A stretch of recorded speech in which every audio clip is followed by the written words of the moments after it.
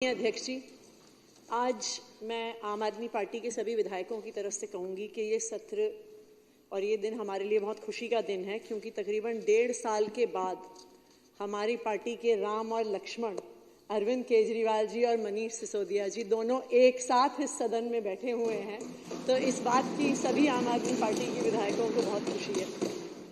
लेकिन हम सबके मन में दुख भी है, हम सबके मन में दुख भी है, क्योंकि वो व्यक्ति, वो नेता अरविंद केजरीवाल जी, जिनको दिल्ली की जनता ने प्रचंड बहुमत से जिता के भेजा, भारतीय जनता पार्टी के षड्यंत्रों की वजह से, भारतीय जनता पार्टी ने जो उन पर कीचड़ उछाला, भारतीय जनता पार्टी ने उन्हें झूठे केसों में जो फंसाया, भारतीय जनता पार्टी ने 6 महीने उन्हें जेल में रखा, उसकी वजह से अरविंद केजरीवाल जी को इस्तीफा देना पड़ा और आज वो इस मुख्यमंत्री की कुर्सी पर नहीं बैठे हुए हैं जिस पे दिल्ली की जनता ने उन्हें बिठाया था। इस बात का हम सबको बहुत दुख है। पिछले 2 साल से आम आदमी पार्टी को, अरविंद केजरीवाल जी को परेशान करने में भारतीय जनता पार्टी की और उनकी एजेंसीज ने कोई कसर नहीं छोड़ी। हमारे पार्टी के कोई ऐसे विधायक नहीं होंगे, कोई ऐसे नेता नहीं होंगे, कोई ऐसे मंत्री नहीं होंगे जिनके खिलाफ इनकी सीबीआई ने, ईडी ने, इनकम टैक्स ने, एसीबी ने केस नहीं किए होंगे। हमारे सब नेताओं के घरों पे रेड हो गई, उनके ऑफिस पर रेड हो गई, उनके पैतृक गांव पर रेड हो गई, मनीष जी के तो लॉकर पर रेड हो गई और मिला उनको क्या? एक झुंझुना। हम सब ने इतने सालों से देखा है कि जब सीबीआई, ईडी कहीं रेड करती है तो बड़े बड़े नोटों की गड्डियां मिलती हैं। सीबीआई और ईडी उनकी रंगोली बनाती है, सोने के बिस्कुट मिलते हैं, शेल कंपनीज के कागज मिलते हैं, अवैध प्रॉपर्टीज के कागज मिलते हैं। सैकड़ों और हजारों रेडों के बाद भी आम आदमी पार्टी के एक भी नेता से भ्रष्टाचार का 1 रुपया भी नहीं मिला भारतीय जनता पार्टी की एजेंसीज को। क्यों? क्योंकि आम आदमी पार्टी एक ईमानदार पार्टी है। आम आदमी पार्टी जनता के लोगों के लिए काम करने वाली पार्टी है। लेकिन फिर भी इन्होंने एक के बाद एक आम आदमी पार्टी के नेताओं को गिरफ्तार किया। इन्होंने दिल्ली को मोहल्ला क्लिनिक देने वाले सत्येंद्र जैन जी को गिरफ्तार किया। इन्होंने दिल्ली की शिक्षा क्रांति के जनक मनीष सिसोदिया जी को गिरफ्तार किया। इन्होंने संजय सिंह जी, जो आम आदमी पार्टी के सांसद हैं, उन्हें गिरफ्तार किया।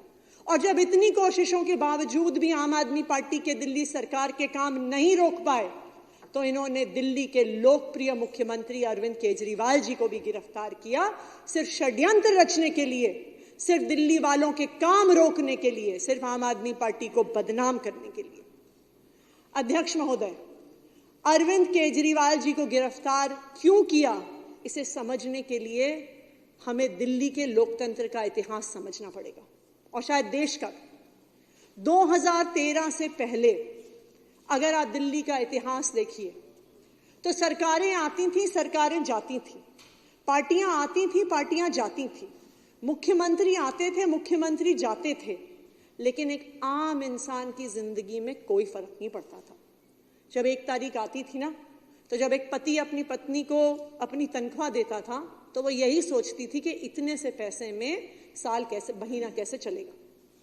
जब 25 तारीख आती थी तो हर महिला, हर गृहिणी आपको बताएगी कि घर में पैसे खत्म हो जाते थे, कैश खत्म हो जाता था, तो वो सोचती थी कि अगले 5 दिन हम कैसे अपना गुजारा करेंगे। एक परिवार अपना पेट काट काट के बच्चों को प्राइवेट स्कूल में भेजता था, अपने गहने गिरवी रख के, अपना घर गिरवी रख के अपने परिवार वालों का इलाज कराता था।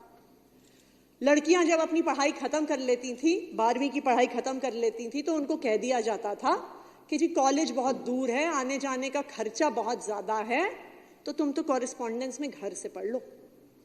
ये हाल होता था दिल्ली के लोगों का, दिल्ली के आम लोगों का, दिल्ली के गरीब लोगों का। लेकिन 2015 में दिल्ली में एक चमत्कार हुआ।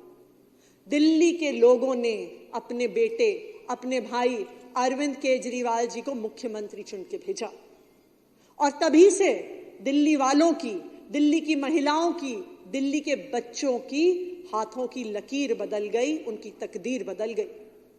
अरविंद केजरीवाल जी वो आदमी हैं जिन्होंने दिल्ली वालों को 24 घंटे बिजली दी, फिर भी 0 बिजली का बिल दिया। अरविंद केजरीवाल जी वो व्यक्ति हैं जिन्होंने गरीब बच्चों को वर्ल्ड क्लास शिक्षा दी, इंजीनियर बनने का मौका दिया, डॉक्टर बनने का मौका दिया, एंटरप्रेन्योर बनने का मौका दिया। ये हैं अरविंद केजरीवाल जी।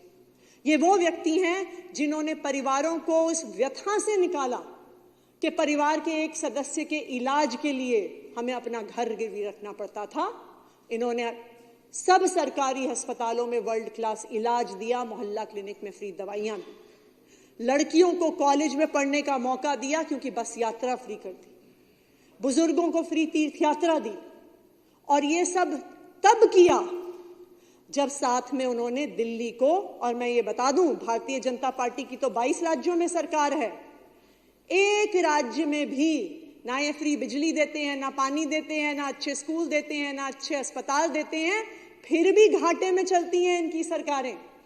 अरविंद केजरीवाल जी ने फ्री बिजली दी, पानी दिया, स्कूल दिए, अस्पताल दिए, मोहल्ला क्लिनिक दी, फ्री बस यात्रा दी, तीर्थ यात्रा दी, और फिर भी देश की इकलौती मुनाफे में चलने वाली सरकार दी।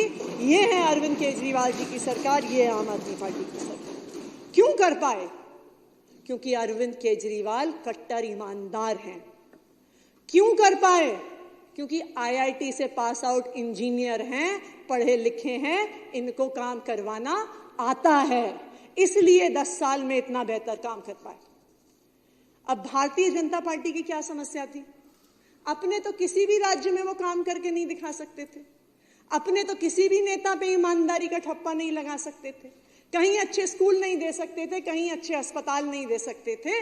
तो उन्होंने सोचा जी हम एक काम करते हैं, इस ईमानदारी से काम करने वाले नेता पर कीचड़ उछालते हैं। और तभी सीबीआई का केस किया, ईडी का केस किया, परेशान किया अरविंद केजरीवाल जी को, उनके सारे नेताओं को। क्यों? उनकी ईमानदारी पे कीचड़ उछालना चाहते थे, दिल्ली वालों के काम रोकना चाहते थे, और इसीलिए काम रोकने के लिए अरविंद केजरीवाल जी को जेल में डाल दिया।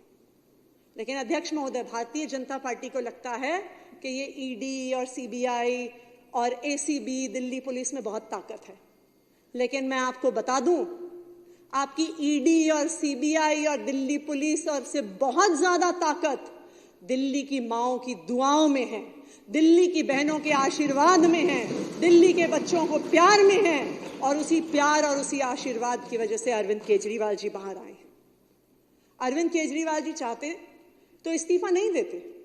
सुप्रीम कोर्ट ने जितनी तीखी टिप्पणी इनकी सीबीआई और ईडी और सेंट्रल एजेंसीज पे करी, सुप्रीम कोर्ट ने तो उनके मुंह पे तमाचा मारा और कहा कि केंद्र सरकार की एजेंसियां पिंजरे में कैद एक तोते की तरह हैं।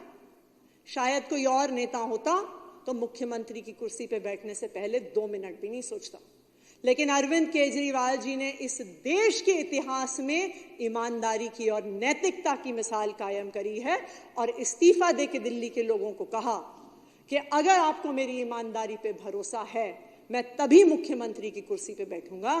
मैं तो भारतीय जनता पार्टी से पूछना चाहती हूं, आपके किसी नेता में ऐसी हिम्मत है क्या? मैं दिल्ली वालों को यह भी भरोसा दिलाना चाहती हूं कि अब अरविंद केजरीवाल जी जेल से बाहर आ गए। पिछले 6 महीने से, जब से अरविंद केजरीवाल जी जेल में थे, भारतीय जनता पार्टी ने दिल्ली वालों के काम रोकने की हर साजिश करी। बुजुर्गों की 6 महीने तक पेंशन रोके रखी, विधवाओं की पेंशन रोके रखी, दिल्ली जल बोर्ड के पैसे रोक दिए, सड़कें तुड़वा दी, हॉस्पिटल में, मोहल्ला क्लिनिक में दवाइयां रुकवा दी। लेकिन अब अरविंद केजरीवाल जी जेल से बाहर आ गए हैं, और मैं दिल्ली वालों को यह भरोसा दिलाती हूं कि अरविंद केजरीवाल जी के मार्गदर्शन में दिल्ली वालों के सारे रुके हुए काम अगले 6 महीने में होने वाले हैं, जैसा अरविंद केजरीवाल जी ने दिल्ली वालों को वादा किया। अभी कुछ देर पहले महाजन जी किसी के भाषण के दौरान 0-0-0 कई बार कह रहे थे, तो मुझे लगता है कि हमारे भाजपा वालों को भी, दोस्तों को पता ही है कि फरवरी में आने वाले चुनावों का क्या नतीजा होने वाला है। इस बार तो अभी वहां पे हाउस में 8 सीटें आपके पास हैं, पर जो षड्यंत्र आपने दिल्ली के बेटे, दिल्ली के भाई अरविंद केजरीवाल के खिलाफ रचा है, अध्यक्ष महोदय, अगली बार आपके पास ऑपोजिशन की कुर्सियों में एक भी व्यक्ति बैठने के लिए नहीं होगा। दिल्ली के लोग अरविंद केजरीवाल जी को 70 में से 70 सीटें देके भेजेंगे और फिर से दिल्ली का मुख्यमंत्री बनाएंगे। बहुत बहुत धन्यवाद। जय हिंद, जय भारत। अब श्रीमती आतिशी माननीय मुख्यमंत्री प्रस्ताव करेंगी कि दिनांक 26 सितंबर 2024 को सदन में पुनर्स्थापित दिल्ली माल सेवा कर तृतीय संशोधन विधेयक 2024 व का विधेयक संख्या 3 पर विचार किया जाए। Honorable Speaker, sir, I move that the Delhi Goods and Services Tax Third Amendment Bill 2024, Bill number 3, introduced in the House on 26 September 2020, into consideration. सदन के सामने